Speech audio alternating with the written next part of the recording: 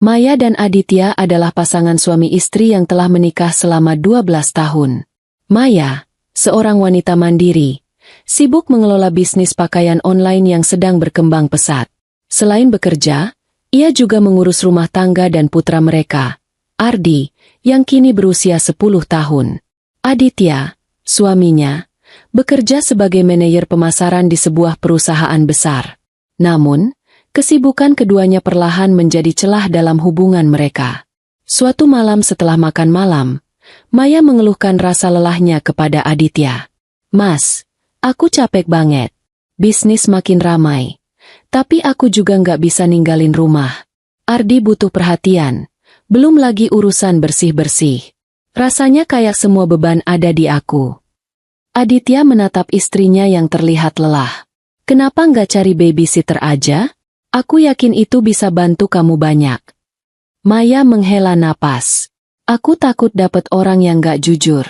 Tapi kalau begini terus, aku juga gak tahu sampai kapan bisa bertahan." Setelah berdiskusi lebih lanjut, mereka memutuskan untuk mempekerjakan Bu Pawit, seorang babysitter parubaya yang berpengalaman. Kehadiran Bu Pawit membawa perubahan positif di rumah mereka. Ia menjaga Ardi dengan penuh perhatian dan membantu pekerjaan rumah tangga Maya. Namun, kebahagiaan itu tidak berlangsung lama.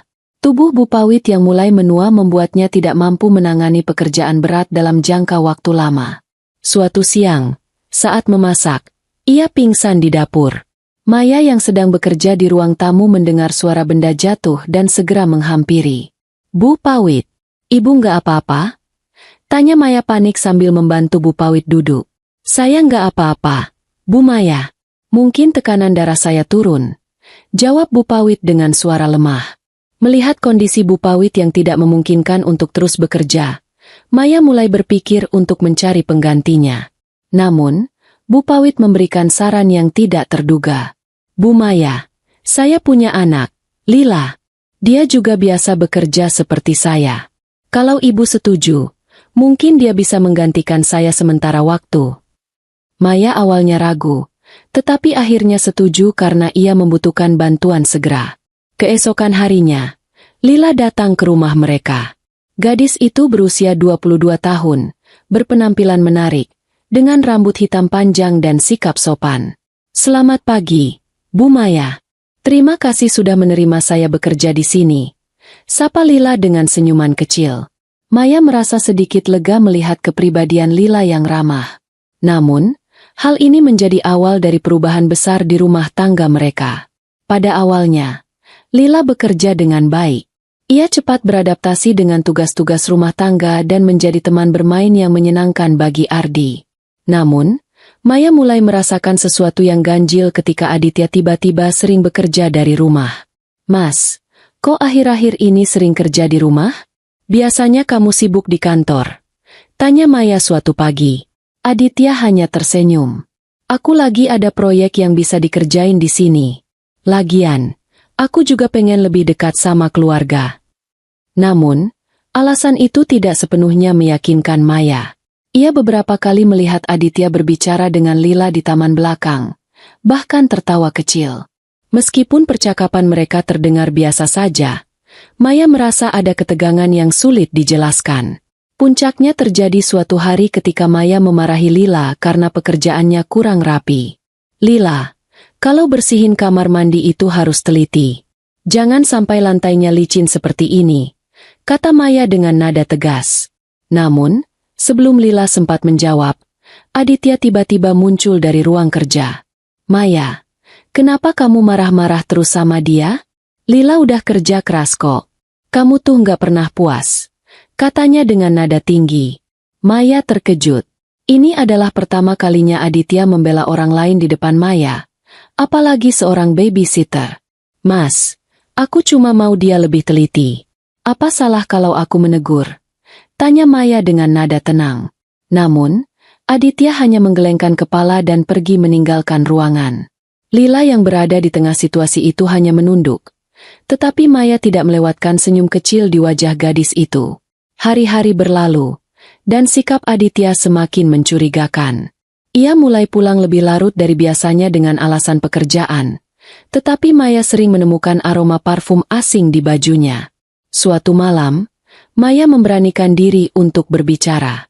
"Mas, aku merasa ada yang berubah dari kamu. Kamu nggak seperti dulu lagi," ucapnya sambil menahan air mata. "Apa maksudmu, Maya? Kamu terlalu banyak mikir. Aku capek sama kecurigaanmu," balas Aditya dengan nada dingin. Namun, insting Maya mengatakan bahwa ada sesuatu yang tidak beres. Ia mencoba berbicara dengan Bu Pawit, yang datang ke rumah untuk menjenguk Lila. "Bu Pawit, saya merasa Lila dan Mas Aditya terlalu dekat. Apa saya cuma berlebihan?" tanya Maya hati-hati. Bu Pawit terdiam sejenak. "Bu Maya, kalau saya boleh jujur, saya juga khawatir. Saya sudah bilang ke Lila supaya jangan terlalu dekat dengan Mas Aditya. Tapi saya nggak tahu dia dengar atau tidak." Kata-kata Bu Pawit semakin memperkuat kecurigaan Maya. Namun, ia tidak memiliki bukti yang cukup untuk menuduh suaminya atau Lila. Maya semakin tenggelam dalam kecurigaannya. Setelah insiden gelang emas, ia mulai memperhatikan perubahan gaya hidup Lila. Gadis itu, yang awalnya hanya mengenakan pakaian sederhana, kini terlihat sering memakai barang-barang mahal seperti sepatu bermerek dan tas kulit elegan. Maya merasa ada sesuatu yang tidak wajar. Suatu hari, ketika Lila pergi belanja bersama anaknya, Maya memanfaatkan kesempatan untuk memeriksa kamar Lila. Di dalam lemari, ia menemukan tas bermerek terkenal yang harganya jelas tidak terjangkau oleh gaji seorang babysitter. Maya menghela napas panjang. Dari mana dia dapat ini? Pikirnya. Malamnya, Maya mencoba berbicara lagi dengan Aditya. "Mas, aku rasa ada yang aneh sama Lila. Dari mana dia bisa punya barang-barang mahal seperti itu?" tanyanya hati-hati. Aditya yang sedang membaca koran hanya menjawab dengan nada dingin. "Kamu terlalu banyak mikir. Mungkin itu pemberian keluarganya." "Tapi Mas, tas yang dia pakai harganya jutaan. Apa masuk akal kalau keluarganya yang memberikannya? Aku cuma mau tahu kebenarannya." Aditya menurunkan koran dan menatap Maya dengan tatapan tajam. "Maya, kamu tuh selalu cari masalah. Kalau kamu nggak percaya sama dia, kenapa nggak langsung tanyain ke dia aja? Jangan tuduh sembarangan." Maya terdiam, tetapi hatinya semakin yakin bahwa Aditya menyembunyikan sesuatu. Beberapa hari kemudian, Maya memutuskan untuk memeriksa laporan rekening Aditya. Ia meminta akses ke rekening itu dengan alasan untuk mengecek pengeluaran rumah tangga. Aditya, yang merasa tidak akan ketahuan, dengan santai memberikannya. Namun, Maya menemukan sesuatu yang mengejutkan. Ada beberapa transaksi besar yang mencurigakan, termasuk transfer uang senilai 5 juta rupiah ke rekening atas nama Lila. "Mas, ini apa maksudnya?" tanya Maya sambil menunjukkan layar ponselnya. Aditya terlihat kaget tetapi segera mencoba mengendalikan situasi. "Oh, itu aku kasih ke dia karena dia butuh uang buat keluarganya. Kan Bu Pawit sering sakit. Aku cuma bantu." "Tapi, Mas, kenapa nominalnya sebesar ini? Dan kenapa kamu nggak bilang ke aku?" "Maya, aku nggak harus lapor semua hal ke kamu, kan? Aku ini kepala rumah tangga," balas Aditya dengan nada tinggi. Maya mulai merasa muak dengan sikap suaminya. "Mas, ini bukan cuma soal uang. Aku rasa kamu udah melampaui batas. Kalau kamu nggak mau jujur, aku yang akan cari tahu semuanya." Keesokan harinya, Maya berbicara dengan Bu Pawit yang kebetulan datang berkunjung ke rumah. "Bu, saya nggak mau menuduh, tapi saya rasa ada yang nggak beres antara Mas Aditya dan Lila. Apa Ibu tahu sesuatu?" Bu Pawit terdiam lama sebelum menjawab. "Bu Maya, jujur saya juga khawatir. Saya sudah berkali-kali menasihati Lila supaya tidak terlalu dekat dengan Mas Aditya. Tapi anak saya bilang kalau dia hanya bekerja sesuai tugasnya." Maya menatap Bu Pawit dengan mata berkaca-kaca.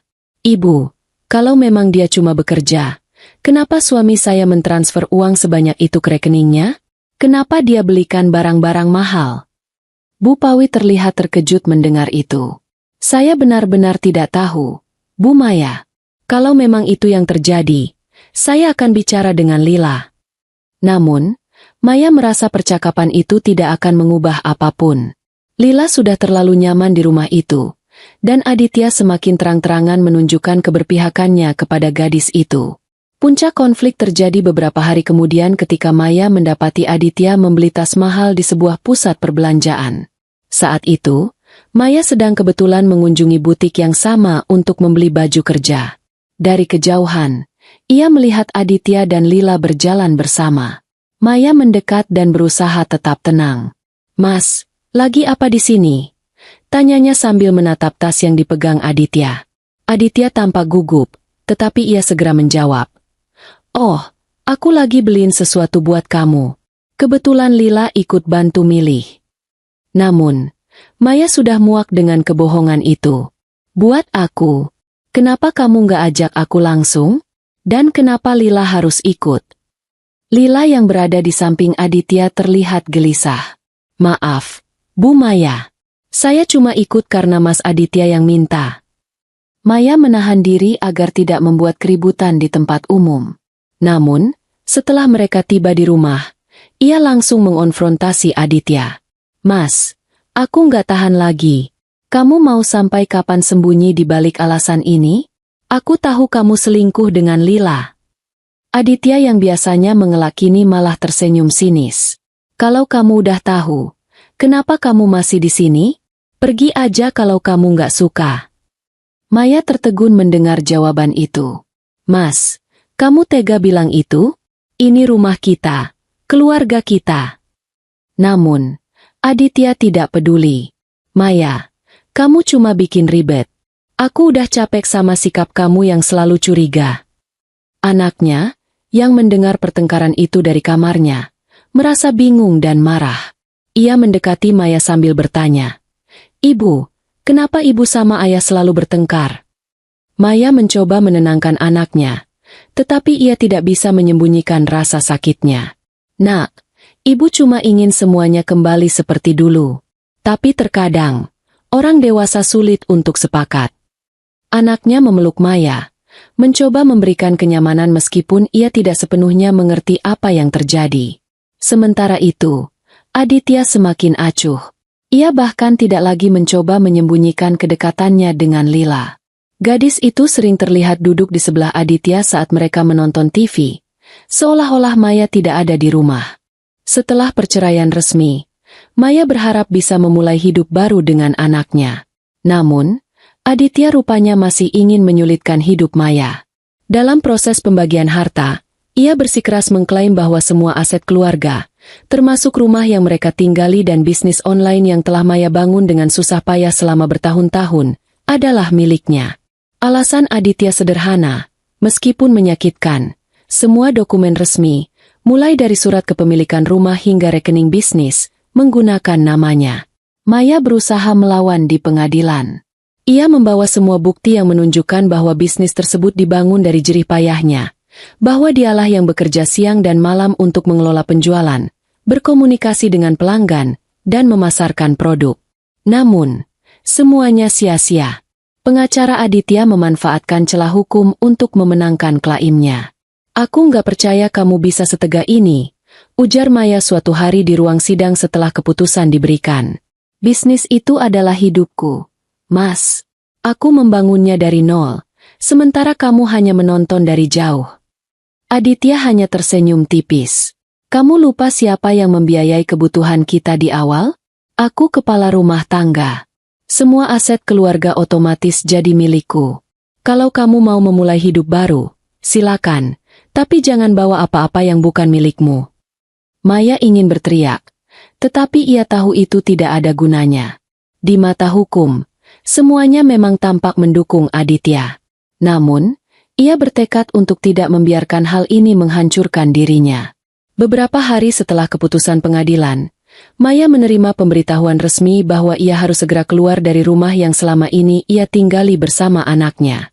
Rumah itu, seperti bisnisnya, telah menjadi milik Aditya sepenuhnya. Maya mencoba mengajukan banding, tetapi proses itu akan memakan waktu dan biaya yang tidak sedikit. Sementara Aditya tidak membuang waktu untuk menekan mereka. Pada suatu sore, Aditya datang ke rumah bersama pengacaranya. "Maya, yang baru saja menidurkan anaknya, membukakan pintu dengan tatapan marah. "Kamu benar-benar tega, Mas?" tanyanya dengan suara bergetar. "Aku dan anakmu harus pergi dari rumah ini? Kamu tahu kami nggak punya tempat lain." Aditya hanya menatapnya tanpa emosi. "Kamu punya 3 hari, Maya. Setelah itu, aku nggak mau lihat kamu di sini lagi. Rumah ini adalah hasil kerja kita bersama," seru Maya. "Aku yang membayar sebagian besar cicilan dari penghasilan bisnis itu. Kamu tahu itu. Tapi nama di surat tanahnya siapa?" Aditya menjawab dingin. "Aku nggak peduli dengan apa yang kamu katakan. Ini rumahku, dan aku nggak akan kompromi." Anak mereka, yang mendengar pertengkaran itu dari kamarnya, keluar sambil menangis. "Ayah, kenapa ayah seperti ini? Kita kan keluarga. Kenapa ayah nggak sayang sama kita lagi?" Namun, Aditya hanya melirik anaknya sekilas tanpa menanggapi. "Ini bukan urusan kamu, Nak," katanya sebelum kembali memalingkan wajah. "Kalian berdua harus pergi." Maya tahu bahwa berdebat lebih lama hanya akan menyakitkan. Ia memutuskan untuk menerima kenyataan pahit itu. Dalam 3 hari, dengan bantuan seorang teman dekat, Maya mengemas barang-barangnya dan mencari kontrakan kecil di pinggiran kota. Tempat itu jauh lebih sederhana daripada rumah yang biasa mereka tinggali, tetapi setidaknya ia dan anaknya memiliki tempat untuk memulai kembali. Setelah berhasil mengusir Maya, Aditya segera mengambil alih bisnis online yang telah ia rebut melalui pengadilan. Ia berpikir bahwa menjalankan bisnis itu akan mudah, seperti yang selama ini dilakukan Maya. Namun, ia segera menyadari bahwa bisnis itu lebih rumit daripada yang ia bayangkan. Aditya tidak memahami bagaimana berkomunikasi dengan pelanggan atau bagaimana menangani keluhan. Ia juga tidak memiliki kemampuan untuk membuat strategi pemasaran yang kreatif, seperti yang selalu dilakukan Maya. Dalam beberapa bulan pertama, pelanggan mulai mengeluh tentang pelayanan yang buruk dan penurunan kualitas produk. Beberapa pelanggan tetap bahkan berhenti membeli dari bisnis itu. Sementara itu, Maya yang telah kehilangan segalanya tidak menyerah. Dengan sisa tabungannya yang sedikit, ia mulai membangun kembali bisnis dari nol. Ia membeli barang dagangan sederhana dan menjualnya secara online dengan menggunakan akun baru. Awalnya, pendapatannya sangat kecil, bahkan tidak cukup untuk memenuhi kebutuhan sehari-hari. Namun, Maya tidak berhenti berusaha.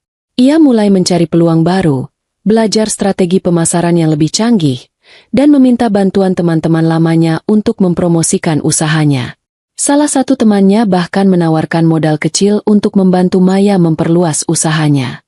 "Aku nggak tahu gimana caranya aku bisa balas budi ini," ujar Maya dengan mata berkaca-kaca saat temannya memberikan bantuan. "Kamu nggak perlu balas apa-apa, Maya. Aku cuma ingin lihat kamu bangkit lagi.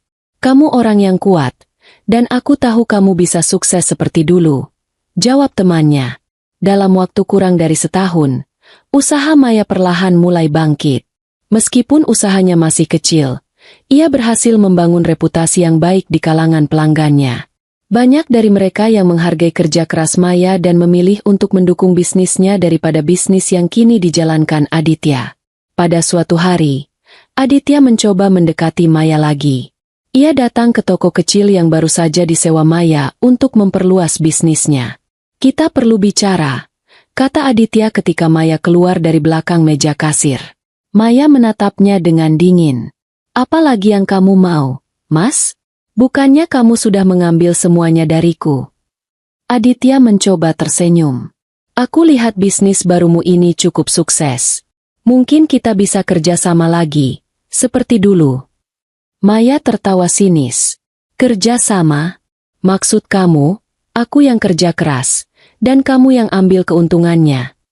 Aditya terlihat canggung, tetapi ia tetap mencoba meyakinkan Maya. "Aku cuma mau bantu kamu ngelola. Kita bisa bangun bisnis ini jadi lebih besar." Namun, Maya tidak tergoyahkan. "Dulu aku bodoh karena mempercayai kamu, tapi aku nggak akan mengulangi kesalahan itu lagi. Bisnis ini adalah hasil kerja kerasku. Aku nggak butuh bantuanmu."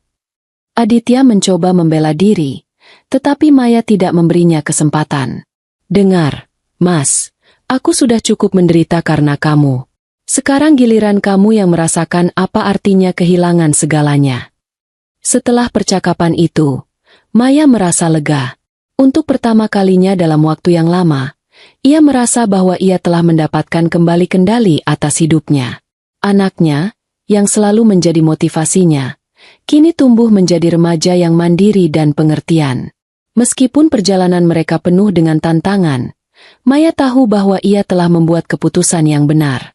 Maya berhasil membangun kembali hidupnya, tetapi jalan yang dilalui Aditya justru semakin menurun. Bisnis yang dulu ia ambil alih dari Maya tidak pernah berjalan lancar. Setelah meninggalkan masalah keluarga dan kehilangan hak atas bisnis, Aditya merasa terperosok dalam dunia yang penuh dengan kebingungannya sendiri. Awalnya, ia merasa percaya diri. Menurutnya, bisnis itu hanya perlu sedikit sentuhan darinya.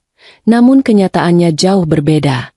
Tanpa keterampilan, tanpa pemahaman pasar, dan tanpa dedikasi, Aditya mulai merasakan dampak dari keputusan ceroboh yang ia ambil.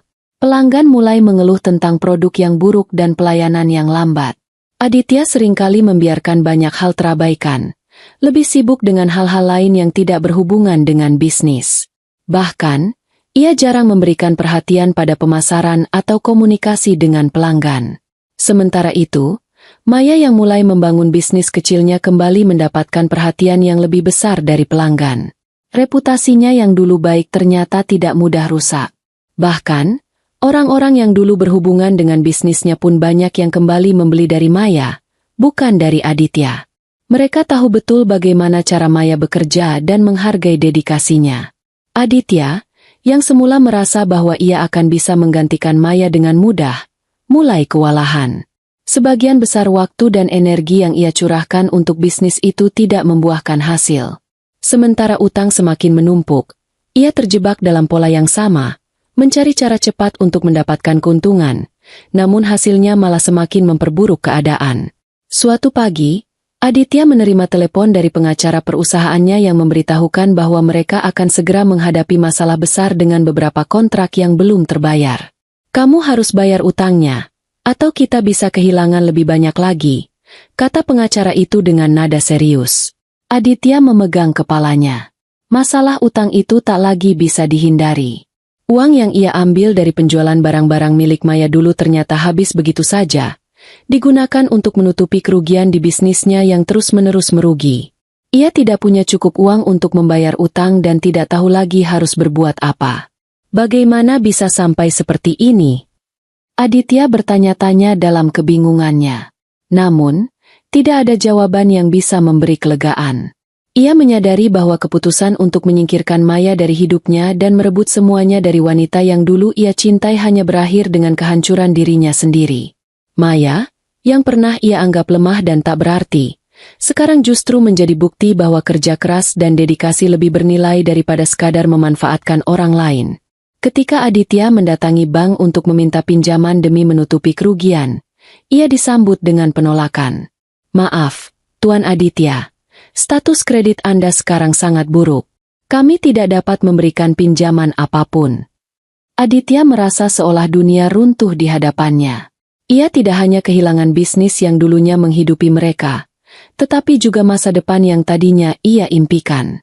Di sisi lain, ibu Aditya, yang selama ini sering sakit-sakitan, mulai mengalami penurunan kondisi kesehatan yang signifikan. Aditya yang semula sibuk dengan urusan bisnis, kini harus menghadapi kenyataan pahit bahwa ibunya membutuhkan perawatan yang lebih intensif. "Ibu butuh operasi, Mas. Kalau tidak, kesehatannya akan semakin menurun," kata dokter yang menangani ibunya.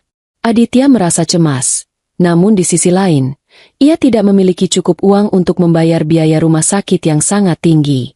Seluruh kekayaannya yang dulu ia kira akan membawa kemewahan kini hanya membawa masalah tanpa solusi. Tidak hanya kehilangan bisnis, ia juga terperosok dalam lingkaran utang yang semakin menjeratnya, sementara kondisi ibunya semakin memburuk. Aditya mencoba untuk meminjam uang dari beberapa teman, namun mereka menolak memberinya pinjaman. Teman-temannya yang dulu sering ia ajak menikmati hidup dengan gaya mewah kini merasa jauh dari dirinya, terlebih setelah mendengar kabar tentang kebangkrutan yang menimpanya. Mereka yang dulu menaruh kepercayaan padanya merasa kecewa dan mulai menjauh. Suatu malam, Aditya duduk termenung di ruang tamu rumahnya yang kosong. Ia memandangi gambar pernikahannya dengan Maya yang terbingkai di dinding.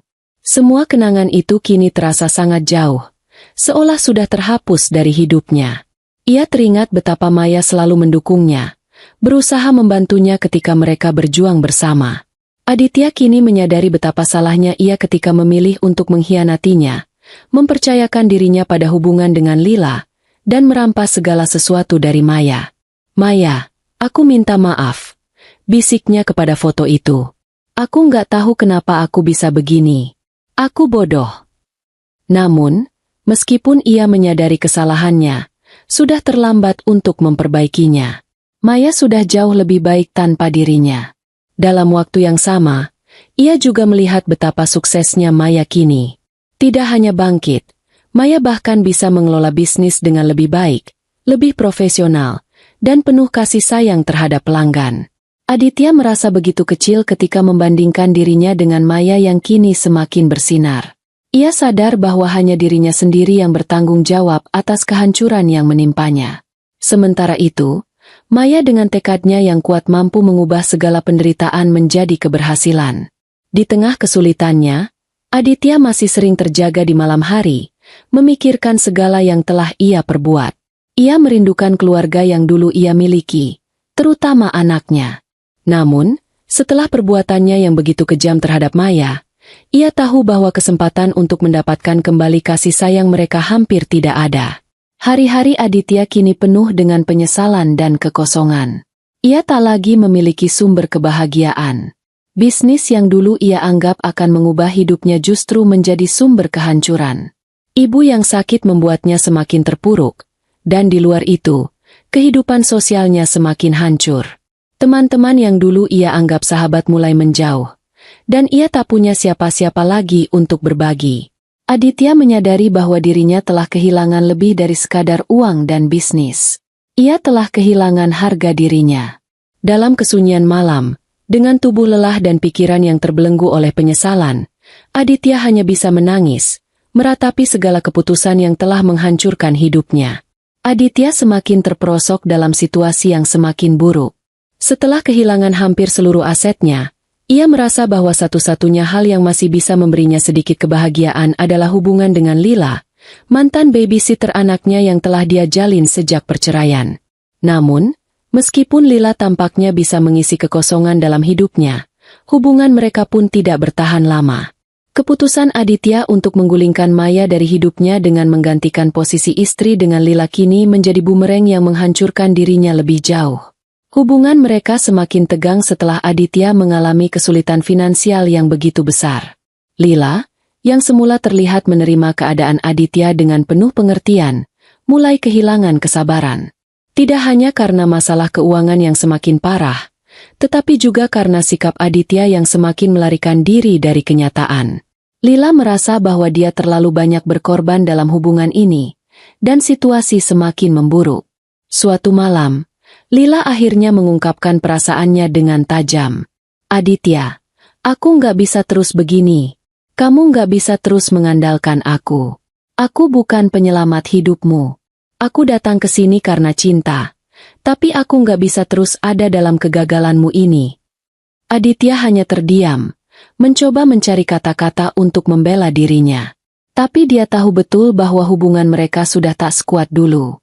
Segalanya berubah sejak ia meninggalkan Maya, dan ia sendiri tidak bisa memperbaiki apapun.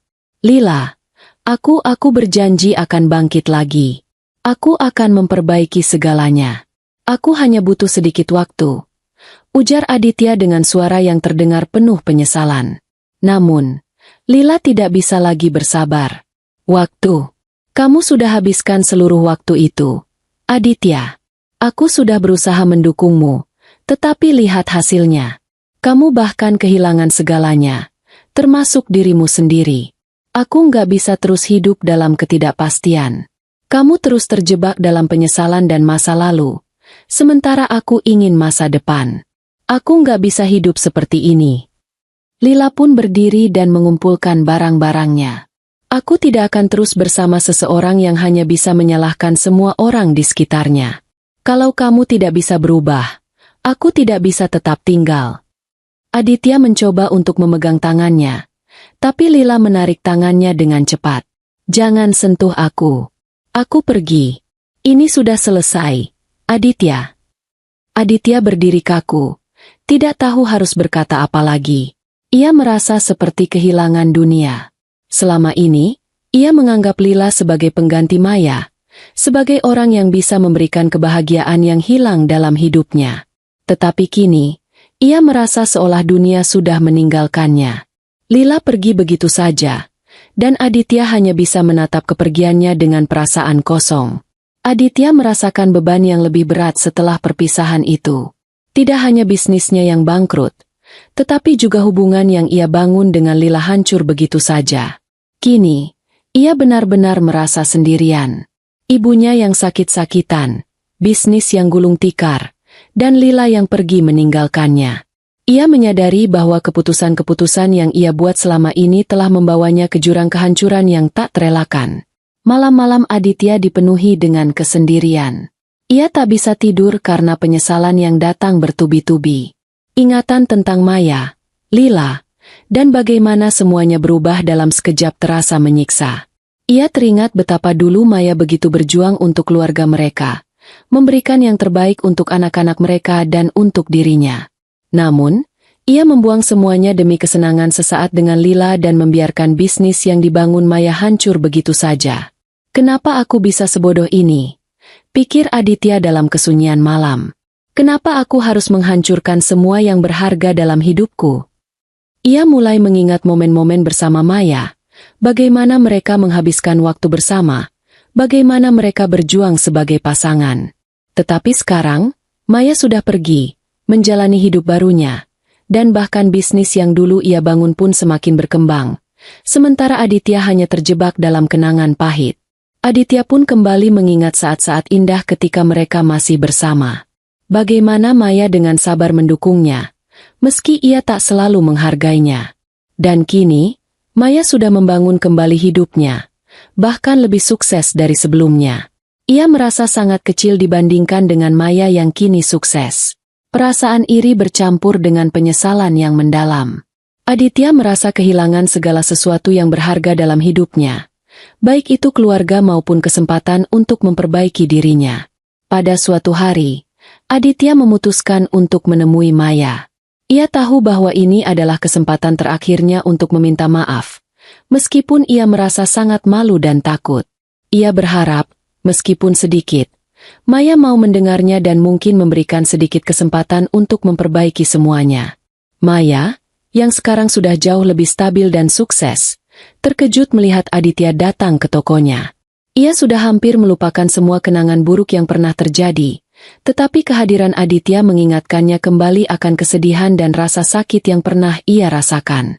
Maya, aku tahu aku telah banyak menyakitimu. Aditya mulai dengan suara penuh penyesalan.